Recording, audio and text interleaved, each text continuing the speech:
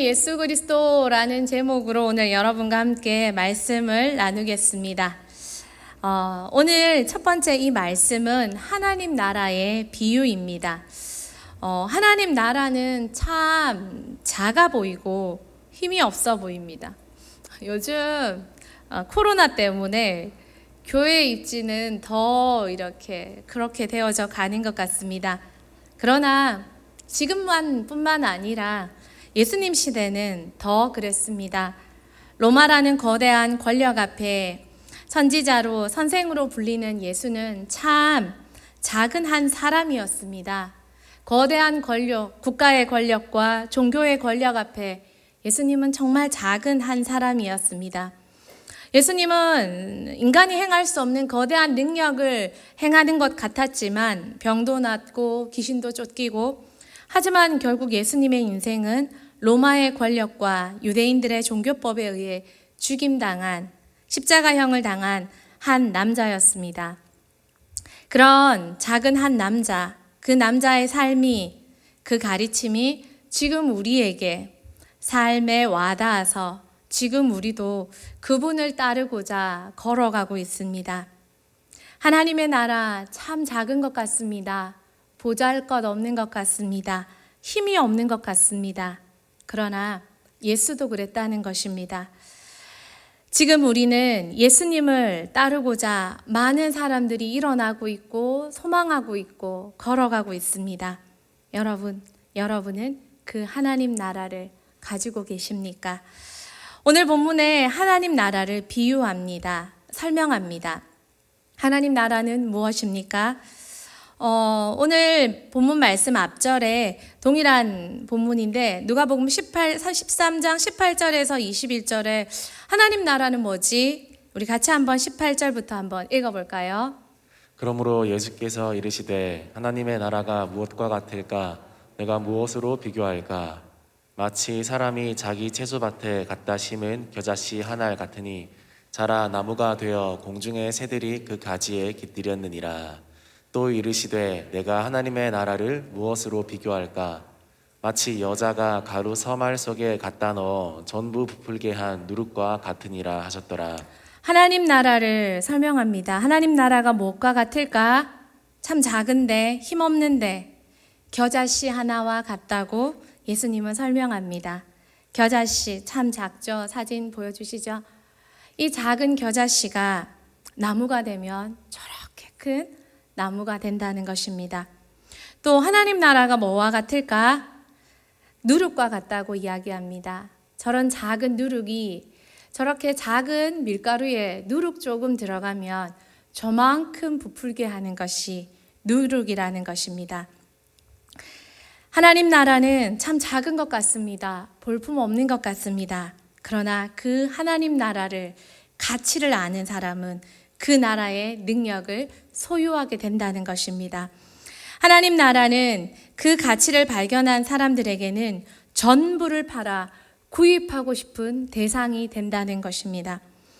우리가 투자 가치가 있는 어떤 것을 발견할 때, 그것이 그림이든 어떤 골동품이든 주식이든 무엇이든 간에 이거는 분명히 사면 투자 가치를 넘어선 투자한 것 이상의 수익을 얻을 수 있다라고 할 때 그러면 안 되지만, 어떤 사람들은 그 빚까지 지면서, 그러면 안 되는데 가진 돈이 아니라 빚까지 지면서 거기에 투자를 합니다. 그러면서 반드시 이것은 나에게 엄청난 수익을 가져다 줄 것이다 기대합니다. 여러분, 우리가 재산을 가지고도 이렇게까지, 요즘 영끌이라는 단어가 굉장히 유행하는데, 이렇게까지 투자하고 하는데 하나님 나라는 그렇지 않을까요?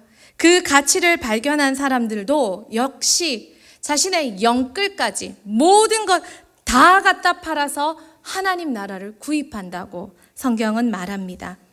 여러분, 하나님의 아들인 예수님이 왜 인간이 돼서 말구유에 태어나시고 허허벌판 다니며 광야 다니며 예수님 보기에 참 어쭈을 것 같은, 사람이 보기에도 어쭈은 그 12명의 제자 데리고 무슨 동네에 그런 어떤 그룹도 아니고 건달들도 아니고 그 남자 12명이서 예수님까지 13명이서 무엇을 이루겠다고 그렇게 어울려 예수님이 그들과 다니면서 정말 기뻤을까요?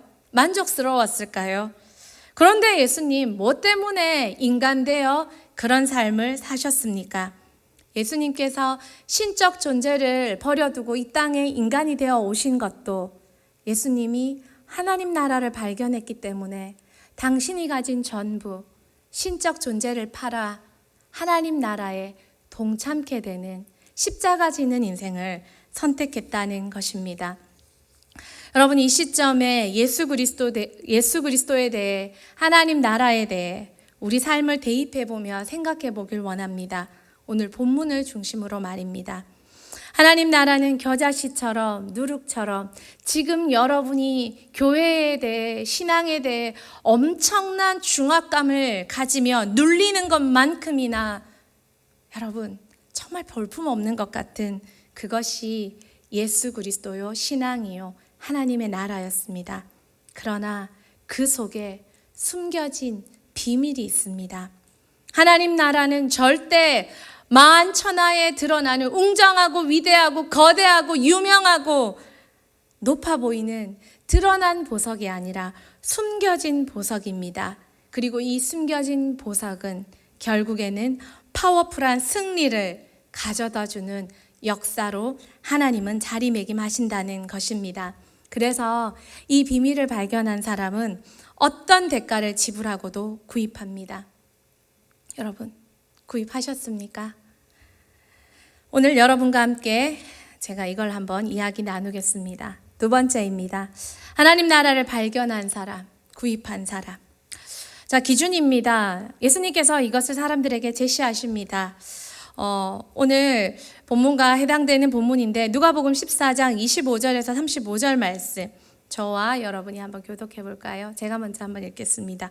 수많은 무리가 함께 갈새 예수께서 돌이키사 이르시되 무릇 내게 오는 자가 자기 부모와 처자와 형제와 자매와 더욱이 자기 목숨까지 미워하지 아니하면 능히 내 제자가 되지 못하고 누구든지 자기 십자가를 지고 나를 따르지 않는 자도 능히 내 제자가 되지 못하리라.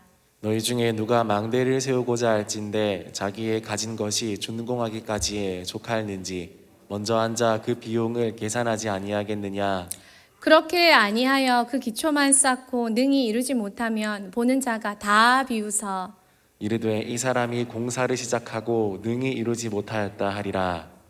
또 어떤 임금이 다른 임금과 싸우러 갈 때에 먼저 앉아 1만 명으로서 저 2만 명을 거느리고 오는 자를 대적할 수 있을까 헤아리지 아니하겠느냐. 만일 못할 터이면 그가 아직 멀리 있을 때에 사신을 보내어 화친을 청할지니라. 이와 같이 너희 중에 누구든지 자기의 모든 소유를 버리지 아니하면 능히 내 제자가 되지 못하리라. 소금이 좋은 것이나 소금도 만일 그 맛을 잃으면 무엇으로 짜게 하리요. 같이 봅시다. 땅에도 걸음에도 쓸데없어 내버려니라. 들을 귀가 있는 자는 들을지어다 하시니라. 아멘. 하나님 나라를 구입하려고 몇몇 부류의 사람들이 예수님께 접근했습니다. 예수님께서 건네시는 말입니다. 하나님 나라를 구입하고 싶니? 하나님 나라를 소유하고 싶니? 하나님 나라에 동참하고 싶니?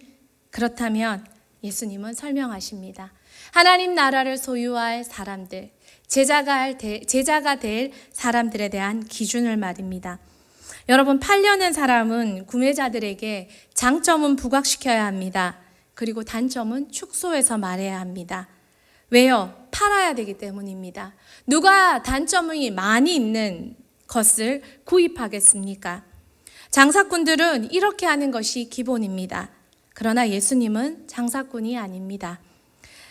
당신처럼, 예수님처럼 정말 하나님 나라를 구입할 사람, 예수님처럼 살 동지들을 모집하시는 것이었습니다. 그래서 그분의 설명과 제안은 참 진실했습니다. 하나님 나라에 대해 관심을 보이며 쫓아오는 사람들에게 예수님은 설명해 주었습니다. 이렇게 해야만 하나님의 나라를 가질 수 있어. 나처럼 살 수 있어. 예수님께서 오늘 이 누가복음 14장에서 설명하신 때는 예수님의 인생에서 마지막 십자가 지기 석 달 그 기간 중에 일어난 일입니다. 베레아 지역에서요. 대상은 예수님을 따르고자 하는 사람들, 메시아를 정말 얻고자 하는 그 사람들에게 예수님은 설명하십니다. 허다한 무리와 함께 갈새. 이 말씀은요, 다른 장면이지만 마태복음 10장에서도 나옵니다. 마태복음 10장에서 나오는 제자도는 지금 이 제자도와 시기가 약간 다릅니다. 누가복음 14장의 제자도는 예수님 돌아가시기 석 달 전에 요쯤해서 예수님께서 따라오는 사람에게 나 따라오고 싶어? 제자 되고 싶어? 기준 3가지 이거야. 근데 동일한 말씀인데 워낙 정직한 분이시니까요. 예수님이 마태복음 10장에서 예수님이 제시한 제자도는 예수님이 3년 공생의 고 시작쯤에서 약간의 몇 개월의 차이가 있습니다. 그러나 지금 이 제자도는 예수님의 죽음에 좀 더 근접한 그런 지금 이때 해 주시는 말씀입니다. 근데 예수님의 기준은 동일합니다. 예수님이 제시하신 기준을 3가지로 보겠습니다. 첫 번째입니다. 나 따르고 싶어? 하나님 나라 갖고 싶어? 나처럼 살고 싶어? 이렇게 해. 첫째는 같이 한번 읽어보겠습니다. 관계를 넘어서라. 26절 말씀 우리 같이 한번 더 다시 읽어볼까요? 무릇 내게 오는 자가 자기 부모와 처자와 형제와 자매와 더욱이 자기 목숨까지 미워하지 아니하면 능히 내 제자가 되지 못하고 부모보다 처자보다 형제보다 자매보다 예수 그리스도를 또 자기 목숨보다도 더 예수 그리스도를 사랑해라. 그렇게 안 하면 제자가 될 수 없다. 하나님 나라를 소유할 수 없다. 나처럼 살 수 없다. 어떤 관계보다 예수님을 최우선에 두라고 말씀하고 계십니다. 그 누구보다 더 중심으로 예수님 사랑하라고 말하는 것입니다.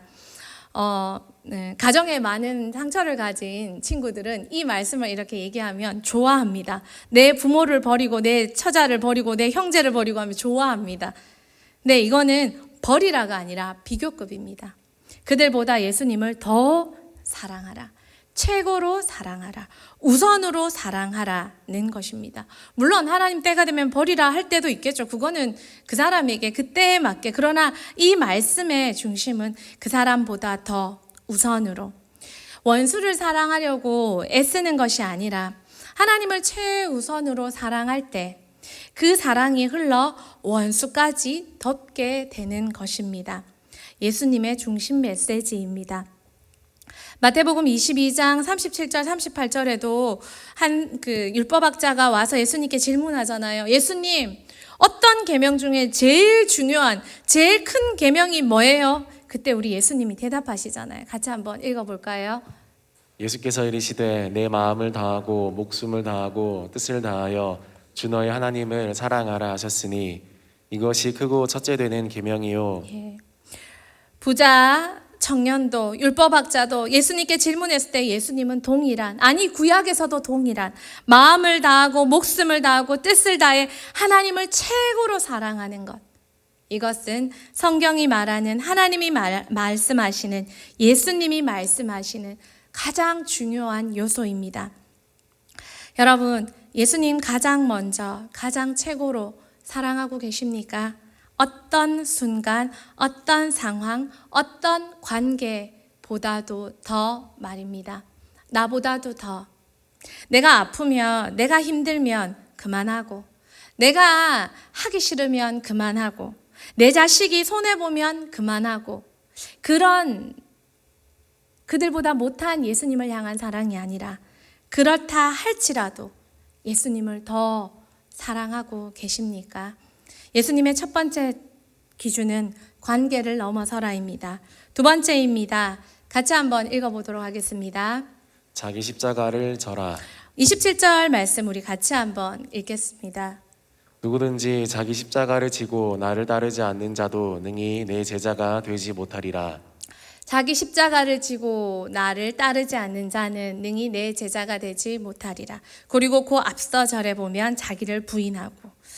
여러분, 우리는 기본적으로 나를 부인하고 내게 맡겨주신 십자가를 매일매일 져야 하는 것. 이것이 예수님을 따르는 사람들의 기본적인 자세입니다. 우리의 마음에는 늘 이 마음이 있어야 합니다. 하나님, 나는 무익한 종입니다. 나는 아무것도 할 수 없고 이룰 수 없는 철저한 죄인입니다. 이것을 정말 깊이 아는 자, 그리고 그것을 하나님 앞에 고백하며 그 마음으로 따를 수 있는 자. 행여 내가 맺은 열매조차도 내가 죽고 성령이 나를 통해 맺은 열매라는 것을 알고 고백할 줄 아는 자. 그래서 자신의 영광과 자신의 의와 높아짐을 전혀 자랑하지 않는 자. 행여 나에 대해 철저히 아무것도 아님을 알고 마땅히 주신 나의 십자가 그 하루를 받아들이는 인생. 그리고 그것이 억지로가 아니라 자원하는 마음으로 살아갈 줄 아는 삶. 어렵죠? 근데요, 이것은 하루아침에 되는 것이 아니기에 우리에게 위로가 됩니다. 예수님도 하나님 나라 선택하셨습니다. 십자가 선택하셨습니다. 이 땅에 오셨습니다. 그런데 너무 귀한 성경책은 예수님께서 그 십자가를 두고 겟세마네 동산까지 가셔서 땀이 핏방울이 될 때까지 기도하시며 그 고뇌를, 그 아픔을, 그 견딤을 하나님 앞에 기꺼이 끌고 나아가시는 그 과정을 우리에게 다 보여주십니다. 하루아침에 되지 않지만 그 인생을 살아가려고 한 발 한 발 내딛는 인생, 그리고 또 그렇게 돼야 됨을 알고 바라보며 하루하루 걸어가는 인생. 예수님이 그러셨던 것처럼 성경은 우리에게 그렇게 살아가라고 말씀해 주고 계십니다. 예수님이 우리를 부인하고 십자가를 지는 인생을 방금 읽었던 누가복음에서는 두 가지 비유로 설명합니다. 첫 번째는 망대를 건축하는 자의 비유요. 두 번째는 임금과 임금이 전쟁하는 비유입니다. 여러분, 우리가 십자가를 질 때 하나님 나라는 우리를 통해 건설됩니다. 건축됩니다. 물론 사람마다 십자가는 다 다릅니다. 그런데요, 우리가 십자가를 지고 매일매일 사명을 감당해내는 것, 엄마로, 아내로, 아빠로, 또 여러분이 주신 사명의 직장에서 살아내는 것, 이것은 참 어렵습니다. 그런데 오늘 성경에서는 그 어려운 것을 두 가지로 비유합니다. 건축의 의미와 전쟁의 의미를 비유로 설명합니다. 여러분, 하나님 나라를 구축해 가는 것, 십자가 지고 구축해 가는 것, 그것은 하루하루 쌓아가는 건축과 같고 늘 싸워야 하는 전쟁과 같다는 것입니다. 여러분, 건축할 때 건물이 지어지는 걸 보면 기쁘잖아요. 특별히 내가 아파트 분양받은 아파트가 쌓여가는 거, 이렇게 올라가는 거 보면 기쁘지 않으십니까? 안 기쁩니까? 네. 기쁘실 것 같습니다. 그런데요, 또 우리 교회가 이 건물을 지을 때 이렇게 짓는 과정을 영상으로 찍어서 이제 1년여 가까이 이 건물이 걸렸지만 그것이 한 번에 막 이렇게 빠른 동영상으로 만들어질 때 저런 과정을 거쳐서 지어졌지. 정말 기쁘죠. 근데 여러분, 십자가를 지는 인생은요, 건축만 있지 않습니다. 전쟁도 있습니다. 건축되어지면 건물이 서고 멋진 웅장한 교회가 서고 아파트가 서고 또 자녀들이 세워지고 가정이 세워지고 굉장히 행복한데요. 건축만 있는 것이 아니라 전쟁도 있습니다. 이것을 방해하고 무너뜨리려는 세력과의 전쟁도 있습니다. 건축을 위해 우리는 전쟁하고 대적하며 이 사명을 감당해낼 각오가 되어져 있어야 합니다. 성경은 우리의 삶을 영적 전쟁이라고 설명합니다. 듣고 계시죠? 듣고 계시죠? 네. 마스크를 끼시니까 이게 잘 듣고 계실 거라 생각합니다. 오늘 말씀을 정말 열심히 잘 준비했기 때문에 죽을 자세로 정말 잘 준비했기 때문에 잘 들으셔야 됩니다. 그래서 성경은 우리에게 늘 인생을 전쟁에 비유하며 전신갑주를 입으라고 제안해 줍니다. 느헤미야도 건축을 할 때 한 손에는 전쟁의 무기를 들고 또 한 손으로 성벽을 재건해 갔습니다.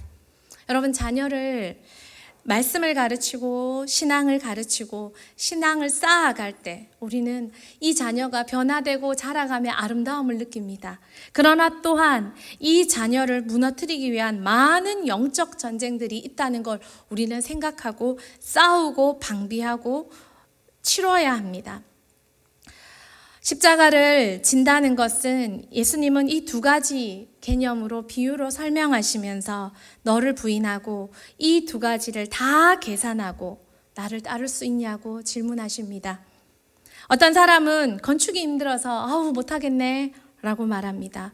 어떤 사람은 전쟁이 일어나면 어떻게 내가 예수님을 위해 이렇게 건축을 하고 있는데 전쟁이 일어날 수 있어?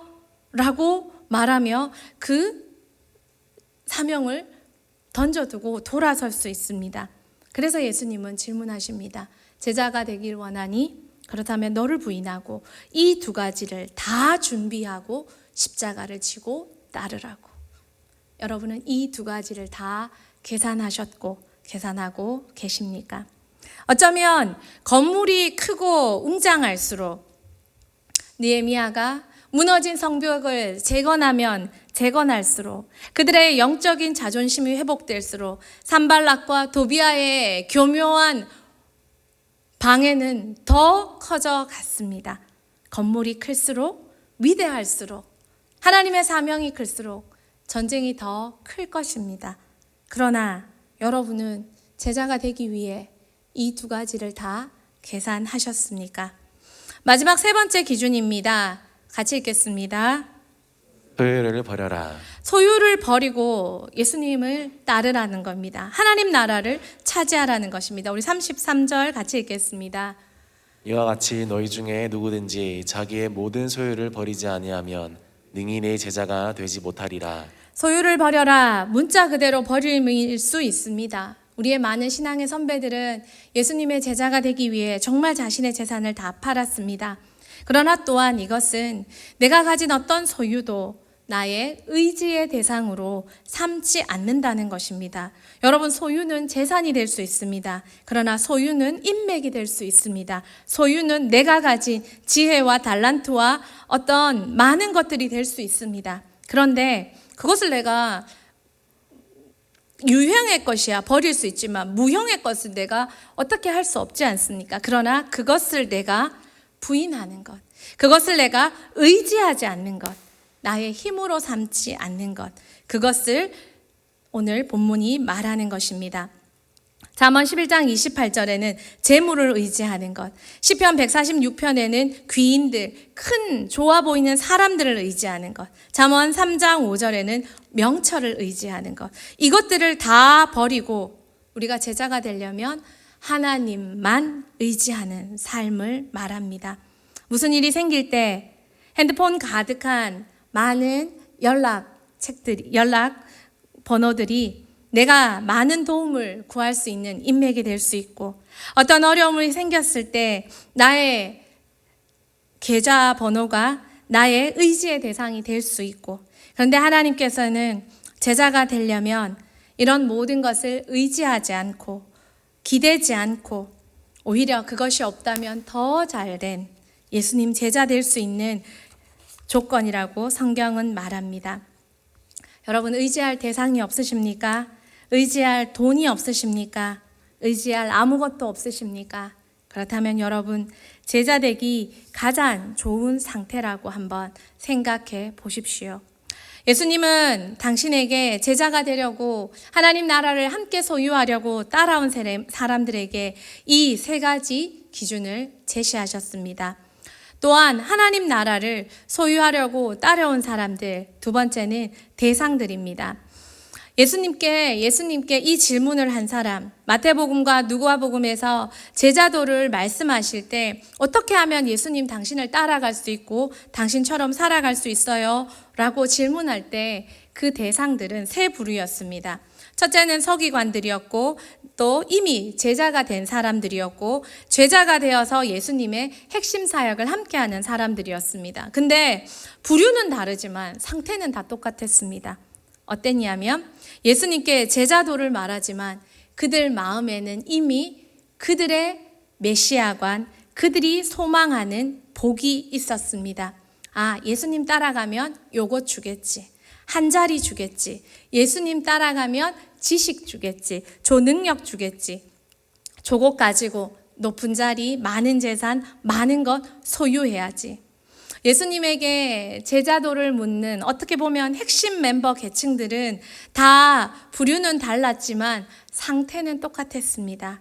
그래서 예수님께서 그들에게 이렇게 대답했습니다. 누가복음 9장 57절 58절 말씀 같이 한번 보겠습니다. 길 가실 때 어떤 사람이 여짜오되 어디로 가시든지 나는 따르리이다. 예수께서 이르시되 여우도 굴이 있고 공중에 새도 집이 있으되 인자는 머리 둘 곳이 없도다 하시고. 아멘. 예수님은 그들의 중심을 간파해 보셨습니다. 그리고 이렇게 대답하신 이유는 네가 바라는 거 내 안에 없다는 것이었습니다. 여우도 굴이 있고 공중에 새도 집이 있지만 인자는 머리 둘 곳이 없다. 네가 바라는 건 내게 없다. 여러분, 예수님을 따른다는 건 좁은 길입니다. 넓은 길 같이 보이지만 화려한 길 같아 보이지만 좁은 길입니다. 분명한 건 치러야 할 대가와 시간이 많이 드는 과정입니다. 바른 계산, 바른 각오를 가진 사람만이 이 길에서 살아남을 수 있습니다. 아니, 하나님이 원하시는 그 하나님의 사역을, 하나님의 나라의 건축을, 그 전쟁의 승리를 해낼 수 있습니다. 그래서 예수님은 자기 주변에 모인 예수님 너무 멋있어요. 예수님 정말 좋아요. 예수님 따라갈래요. 예수님과 함께 할래요. 내 인생 다 드릴게요. 라는 사람들 앞에 예수님은 정확하게 기준 3가지를 제시하시며 이 각오가 되었는지, 이 결단이 섰는지 예수님은 점검하고 계시는 것입니다. 여러분은 어떻습니까? 말씀을 맺겠습니다. 이스라엘은 우상 숭배로 자기 신앙의 중심이었던 솔로몬 성전이 무너졌습니다. 그리고 그래도 겨우 세운 스룹바벨 성전도 무너졌습니다. 아, 이스라엘 백성은 멘붕이 왔습니다. 그들이 가진 모든 율법도 성전도 다 무너졌습니다. 그런데 그때 이스라엘 백성이 한 가지를 경험했습니다. 정치적 힘을 모아서 헬라 세력에 대항했을 때 마카비가 혁명을 일으키고 전쟁을 일으켜서 100년간 이스라엘 백성에게 독립이 일어나는 놀라운 경험을 했습니다. 그리고 이스라엘 백성이 예수님 시대에 다시 한번 믿는 것은 성전이 회복되기도 원하지만 율법이 회복되기도 원하지만 자신들의 군중을 모아서 다시 한번 혁명을 일으켜서 마카비가 이루었던 그 100년간의 독립을 이루어줄 리더를 원하고 있었습니다. 그래서 그들이 예수님께 이렇게 질문했습니다. 당신이 그이니까? 당신이 바로 그 메시아이니까? 그들을 다시 모아서 군중의 힘으로, 군중의 능력으로 나라를 다시 한번 세워줄 그들의 리더를 바라고 바랬던 것입니다. 그런데 여러분 아십니까? 예수님도 그리고 예수님이 가르치시는 교회도 단 한 번도 세력을 취합하여 군중의 힘으로 이루어내고 이용하고 반응하지 않으셨습니다. 교회사의 잘못된 리더 몇 명은 그렇게 군중의 힘을 이용하기도 하셨습니다마는 우리 예수님은 군중의 힘이 모여 그가 오케이만 하면 그들의 리더가 될 수 있는 그 순간에도 제자도를 말씀하시며 그를 이렇게 따를 것을 제안하셨습니다. 사랑하는 성도님들, 이 시점에 우리 예수 그리스도에 대해, 하나님 나라에 대해 우리 삶을 한번 대입해보고 생각해보면 좋겠습니다. 오늘 본문을 중심으로 말입니다. 여러분은 예수님의 제자가 되기로 선택하셨습니까? 여러분은 왜 대흥교회를 따라오십니까? 여러분은 왜 이 교회를 선택하셨습니까? 여러분은 예수님 앞에 어디까지 따라온 제자입니까? 예수님은 단 한 번도 사람들 손에 군중의 힘에 하나님의 나라의 통치를 맡기지 않으셨습니다. 예수님은 오직 당신이 가진 관심은 이 세 가지 기준에 충족된 한 사람, 이 세 가지 기준을 어린아이와 같은 마음으로 받아들일 각오가 된 한 사람, 만반찮은 전쟁과 만만찮은 건설을 이루어낼 수 있는 것은 군중의 힘이 아니라 제자도를 받아들인 자를 통한 하나님 통치가 이루어질 때 그 일은 이루어질 수 있습니다. 하나님 나라의 최고의 중심은 하나님 당신 그것 외에는 아무것도 없습니다. 하나님의 통치를 인정하고 그분께 자신의 마음의 삶의 중심의 자리를 이양해드리는 제자들이 더 넘쳐날 때, 그때 하나님이 직접 일하시는 하나님의 혁명이 완성될 것입니다. 바로 당신과 내가 제자가 되었느냐에 신앙의 핵심이 있습니다. 이 시점에 가장 중요한 점검 사항. 시청도, 구청도 많은 분들이 교회 몇 명 모여요. 잘하고 있어요? 코로나 때문에 너무 걱정이 많으신가 봅니다. 교회 예배 잘 드리고 있어요? 예, 저희들 잘하고 있습니다. 20명 모이라면 20명 모이고, 저 같은 목회자도 본당에 못 들어와서 쫓겨나가고 정말 열심히 잘 지키고 있습니다. 그러나 그분들이 그런 걸 점검할 때 이 시점에 우리는 하나님 앞에 한번 다시 점검해 봤으면 좋겠습니다. 예수 제자입니까? 예수 그리스도 믿으십니까? 따르고 계십니까?